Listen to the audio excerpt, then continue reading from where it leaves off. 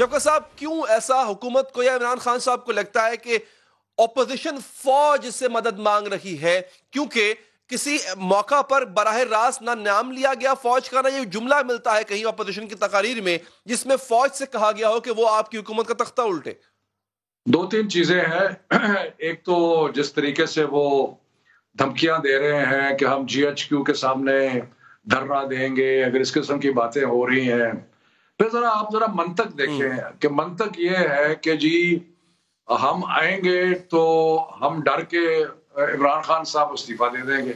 ये क्या मंतक है? ये कोई इलॉजिकल बात है। उसमें लॉजिक सिर्फ यही है कि एक तरफ के जी जीएचक्यू के सामने धरना देंगे, दूसरा ये कि एक दो लोगों को अटैक किया जा रहा है और उसमें ऐसी बातें की जा रही हैं जो कि पाकिस्तान के लीडर को नहीं करनी चाहिए। जो फौज इस वक्त हमारे दुश्मनों का निशाना है और जो आपकी सलामती की जामिन है, उसको आप अटैक कर रहे हैं। तो आपको कुछ थोड़ा ख्याल आना चाहिए। कल ही हमारे 7 जवान जो हैं वो शहीद हुए हैं और ये सारा वक्त ये लगे रहते हैं अपनी फौज को बुरा भला कहने में।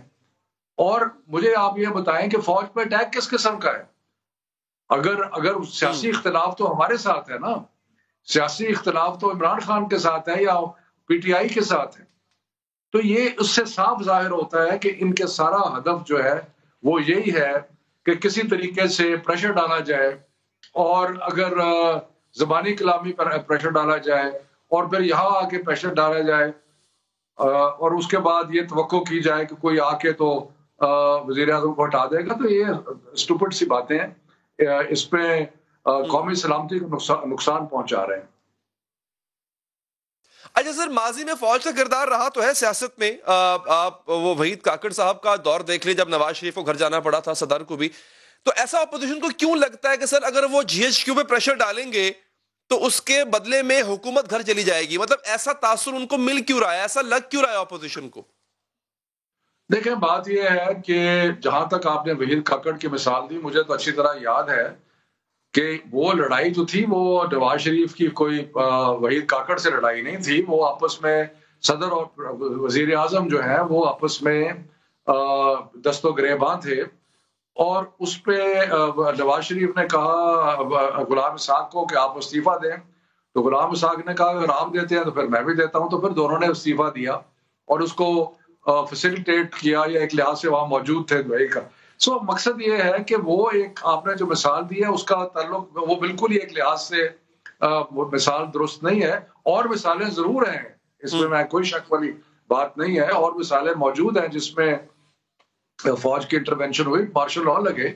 लेकिन अब मुझे आप ये बताएं कि ये जो सारी तहरीक और धरना जीएचक्यू के सामने और कुछ जनरल्स का नाम लेके उनको बतून करना और एक इंतहाई बेशरम आदमी है कोई जेजुआई का कफायतुल्लाह, जिस तरह उसने एक बिल्कुल ही बेहुदा बातें की हैं पाकिस्तान के जनरल्स के बारे में, उसको शर्म आनी चाहिए। और ये कोई तरीका है गुफ्तगू का? जिस तरीके से वो गुफ्तगू कर रहे हैं, आपने शायद सुननी होगी वो उसकी।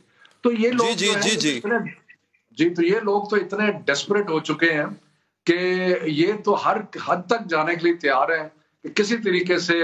और मकसद सिर्फ एक है, क्योंकि एनआरओ नहीं मिल रहा, क्योंकि उनकी जान जो है वो करप्शन जो है वो एक्सपोज हो गई है अवाम के सामने और उसमें माफी नहीं मिल रही। पुराने जमाने में उनका ख्याल था कि करप्शन करो माफी मिल जाती थी, माफी मिल नहीं रही। मुशर्रफ ने एनआरओ दिया, इमरान खान कहता मैं एनआरओ नहीं दूंगा। तो इसलिए उसमें हर चीज को लपेटा लगाने के लिए तैयार हैं। और ये जो बच्चे इन्होंने तैयार किए हुए हैं, ये जो भयानक लोग जो पीछे है ना, तो इन्होंने सोचा है कि चलो नए चेहरे आगे कर देते हैं। असल में वो नए चेहरे जो हैं वो किस चीज पे पले हुए हैं या किस चीज पे पल रहे हैं? उसी कमाई पे पल रहे हैं जो कि लूट मार करके, चोरी करके उनके जो खानदान के लोगों ने और उनके वालिदैन ने की थी। तो ये एक बिल्कुल ही स्ट्रेट फॉरवर्ड नजर आता है कि क्या सूरत है।